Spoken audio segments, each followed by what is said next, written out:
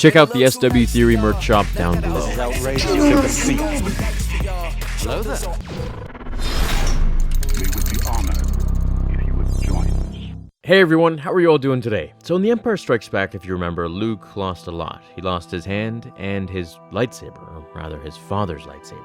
However, in the book, Jedi vs. Sith, The Essential Guide to the Force, Luke actually writes about his experience and what he exactly did after that fight, which we never find out about in the movies. So here we go. Many contemporary Jedi have expressed interest in the history of Luke Skywalker's first lightsaber, which originally belonged to his father, Anakin. It is unknown whether Anakin returned to Ilum to make his second lightsaber, but Ilum crystals were used to create the blue-bladed weapon that he used throughout the Clone Wars. R2-D2 eventually yielded holo recordings that revealed previously unknown details about Anakin's transformation into Darth Vader, including the fact that he slaughtered many Jedi on Coruscant before Obi-Wan Kenobi tracked him to the planet Mustafar. Vader was mortally wounded in the resulting duel with Kenobi, who left Mustafar with his former Padawan's lightsaber. The weapon would remain in Kenobi's possession for 19 years until he presented it to Luke Skywalker on Tatooine. In 3 ABY, Luke lost both the lightsaber and his right hand in his own duel with Darth Vader on Cloud City. Luke's right hand was replaced with a cybernetic prosthetic, and he followed instructions from a book he'd found in Obi-Wan Kenobi's abandoned home on Tatooine to construct a new lightsaber. 8 years later, Luke related this experience to his first students at the Jedi Praxium on Yavin 4. I not only lost my lightsaber and right hand on Cloud City, but lost a friend too. Darth Vader had Han Solo frozen in carbonite, then released Han's frozen form to the bounty hunter Boba Fett. After my hand had been replaced with this prosthetic, I eventually went to Tatooine, where I hoped to intercept Boba Fett before he delivered Han to Jabba the Hutt, the gangster who had placed the bounty on Han.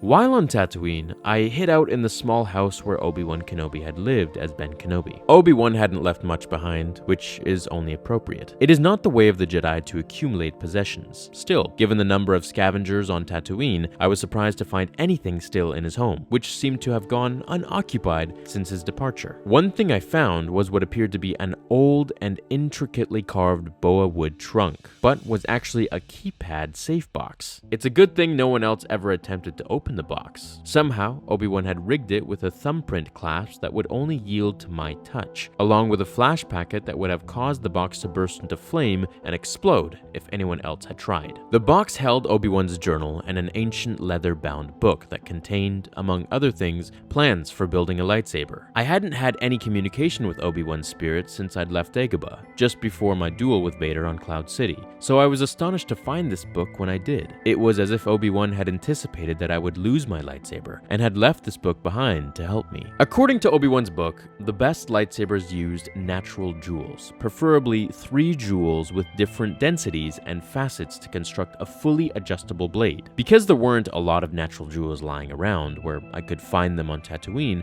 I realized I would have to keep the construction as simple as possible and limit my new lightsaber to a single jewel. I followed the book's instructions to the letter. I managed to collect most of the electronic and mechanical parts, power cells, controls, a high-energy reflector cup from merchants in Mos Eisley. The text maintained that building a personal lightsaber was a rite of passage for a Jedi, and that a Jedi Master could construct a new lightsaber in a couple of days. I was hardly a Jedi Master. I triple-checked each step, doing my best to ensure that when I finally pressed the switch to activate the weapon, it would work. My greatest concern was that I would press that switch and the lightsaber would blow up, vaporizing me, all because I hadn't tuned it quite right. After nearly a month of tinkering and checking, I still had to make my own focusing jewel. I used a little furnace to heat and pressurize the jewel. When it was done, I had to cut the jewel, polish and install it, and tune the photo harmonics. The cuts were tricky. One wrong tap with the shearing tool and I could have shattered the jewel, and then I'd have to cook another one and start over. When I finally completed the lightsaber, I took it outside to Obi-Wan's house. Only R2-D2 was with me at the time, and I told him to go back inside. It may sound ridiculous, but I thought if something went wrong, I needed someone to tell Leia that Luke Skywalker, the galaxy's biggest idiot, had flash-flamed himself into a black crisp because he couldn't follow an elementary circuit diagram. I waited until R2 was out of sight before I pushed the control button.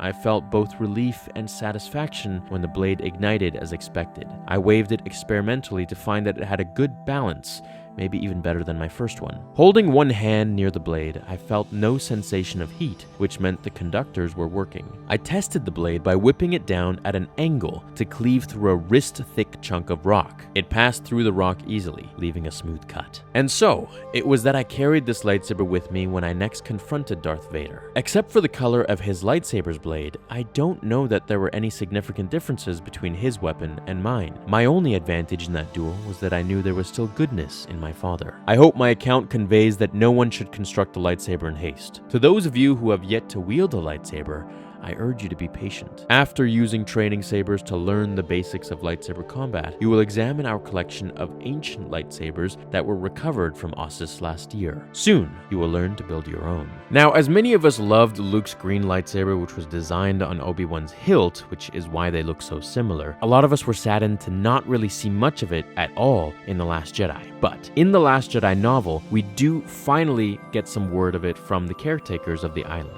They took Luke's weapon after he died and bundled it up with his other belongings and put it away. Something else that I want to mention, which is a bit irrelevant from this story, but I think it'll start a good conversation piece in the comments down below, is that in the novel for The Last Jedi, Luke heard a voice as he was dying, and you've heard me say this many times before, but he heard a voice that said, "Let go." And it's not clear as to who said this, but I believe that it was either Obi-Wan or Anakin. I'd like to believe it was Anakin, but I want to hear what your thoughts are down below, and maybe we'll find out who this voice belonged to in episode 9, or maybe some book or something. I hope you enjoyed this bit of information that Luke wrote and told his students about how he built his first green lightsaber from Obi-Wan's instructions. Thank you so much for watching this video. Have an awesome rest of your day. Hit like if you enjoyed it, and I will see you in the next one. Until then, remember, the Force will be with you, always.